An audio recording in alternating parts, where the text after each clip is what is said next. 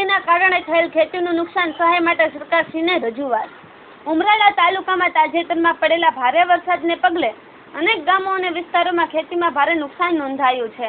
Principal પાક પાણીમાં ગરકાવ થઈ જતા ખેડૂતોને મોટી આર્થિક નુકસાની ભોગવવી પડી રહી છે।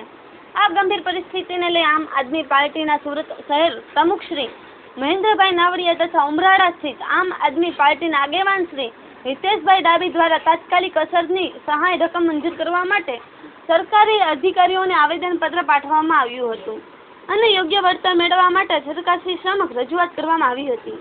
આમ આદમી પાર્ટી દ્વારા કરવામાં આવી છે માંગ તાત્કાલિક સર્વે કરી પાકના નુકસાનનું સચોટ મૂલ્યાંકન કરવામાં આવે, તમામ અસરગ્રસ્ત ખેડૂતોને યોગ્ય સહાય અને વળતર મંજૂર કરવામાં આવે, સરકારશ્રી દ્વારા ખાસ રાહત પેકેજ જાહેર કરવામાં આવે, ખેડૂતોને સહાય યોજના હેઠળ જલ્દીથી નાણાકીય સહાય મળવી જોઈએ। શ્રી મહેન્દ્રભાઈ નાવડિયા અને શ્રી હિતેશભાઈ ડાબીએ જણાવ્યું કે ખેડૂત એ જ દેશના અન્નદાતા છે। Bureau office Bhavnagar.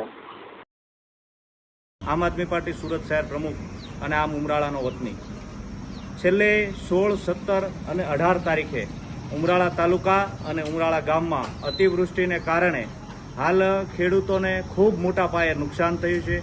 તાર ફેન્સિંગ હોય, ડ્રીપની લાઇન હોય કે પછી કપાસનું જે વાવેતર હતું અને એના પણ બિયારણનું ધોવાણ થયું છે, જમીન પણ મોટા પાયે ધોવાણ થયેલી છે અને એમના જે ખેતરના પાળાઓ છે એ પણ બધા ધોવાણ થયા છે।